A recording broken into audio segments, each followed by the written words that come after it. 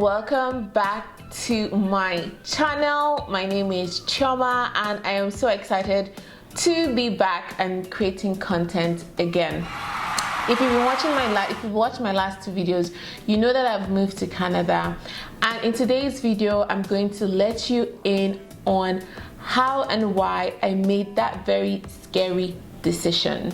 It was a very scary decision for me because it meant that I have to leave my family or leave a place that I'm used to and move 12,000 kilometers to Vancouver, Canada. I didn't even stop at Toronto. I went further west to Vancouver, Canada. And it was such a scary decision, but I honestly was not afraid. It was scary to leave my family. It was scary to leave Nigeria. It was scary to be so far away, but at the same time, I wasn't afraid because I know that God is with me, and I pretty much done loads of research. So before you go further, please subscribe to my channel. On this channel, you're going to be getting wellness lifestyle, wellness travel, living in Vancouver. So hit the subscribe button and it's gonna be fun. Relocating to Canada came into my radar in December of 2018. For some reason, December of 2018, a lot of people were talking to me about moving to Canada, and it wasn't something that I was interested in. First of all, because I had lived in England on two different occasions. The first occasion was on a student visa, and my student visa was very limiting. I think the only good thing about the student visa in UK was the discounts you get. You can't walk. Certain benefits are limited because you're like a student, right? And so that was the first instance, and the second instance was on a sponsored visa. So my visa, I got a PR to England, but it was attached to someone else, and that proved to also be difficult because the person started feeling that they could use that to control me, and it just wasn't a good experience. And so I know how living in foreign countries with limitations on your visa or without good paper, like from what I've heard from people, if you don't have good paper, how limiting life can be in, you know, developed countries. So I wasn't kind of interested. I didn't know what the express entry was, but I just didn't even want to know because I just felt, you know, these people are, I don't even want to know because yeah, I don't even want to know.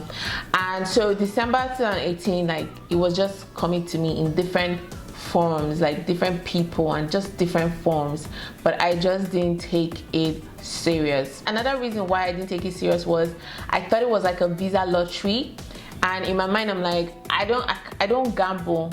If I pay money, I want to know that I'm paying money for something I legitimately have a chance of getting. And so at that point, I think I was focused on trying to build my life in Nigeria. I just didn't want anything to really distract me. And so like in March of 2018, I booked myself a holiday to La Campagne Tropicana. I'm actually going to share that video. It's throwback to 2018, but I will share that video here because I had an amazing weekend in La Campagne Tropicana. But on my way to La Campagne Tropicana, I was living and working in Port Harcourt at the time. So in Port Harcourt Airport, there was no AC. There was literally no AC, and the waiting lounge was very hot. And there was one standing fan in one spot, and everybody was clamoring to sit in front of it. And I think they called flights, and the girl that was sitting in front of the fan got up and went for her to her flight, and I ran like a mad woman to go and sit down in front of that fan. And there was just this man, this really elderly man, that was already sitting down there, and some the way that I rushed to go and sit down there, he was just laughing, and he said how he really feels bad for the young people of, you know, our country, and how basic things are. He said a lot of things. He talked about how he moved his family to Canada and how the experience had been for him, you know. And I think with the way that he talked about it really made me to actually listen, because people had been saying it and I wasn't listening. But the way he talked about it really made me to listen. And also, I think he had an agency, like a Canadian agency. So people were walking up to him and asking him questions about relocating and things like that. So that was like the first time that I really listened about moving to Canada, March of 2018. And I honestly didn't think that I had a chance. I don't know why, but I asked him as well. And I was like, okay, how do I go about it? And he said, write your IELTS and get your education approved. Those were the two things he said. I just put that in my mind and I went ahead with my business. They got my flight and I went to La Campagne Tropicana. And I honestly didn't still really think about it, because I was just like, I don't really know. But when I go back to work in, I think, May of 2018, I'm not sure exactly what happened. I know something happened at work. Like, you know what, I think it's time to leave this country. At that point, I was looking at the money, to be honest. Even though now, looking back, it wasn't such a huge amount of money, but I was like, IELTS was like 75,000 naira. West was like 60-something thousand naira. And I still had to go to Enugu to find my transcript from my undergrad. So I looked at all these things. I was like, okay, let me just do it. And I wrote my IELTS. I did my speaking exam. And so IELTS, you do speaking, reading, listening, and writing. The speaking comes first. So I wrote my speaking. When I went to write my speaking, I actually was practicing online. And I didn't really, I was like, this is not English. I didn't really take it that serious. I was practicing online. And when I got to the speaking exam, it was when I saw that there were people that had written this exam like 5 times, 4 times, 3 times, and I started getting scared. Luckily for me, would I say luckily? Luckily, yes. There was this man, I think he was doing the registration, but I think he also had some teaching experience, IELTS teaching experience. When he asked me, what is your name?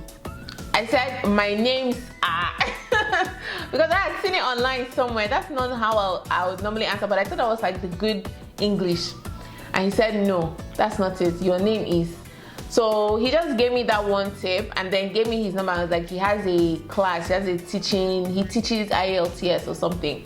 So he wrote down his number for me. And I hadn't really practiced much writing and I was really scared.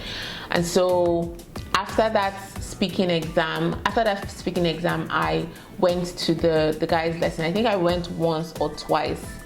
But I was really just focused on the writing because I had practiced my eyes out online for the other 3.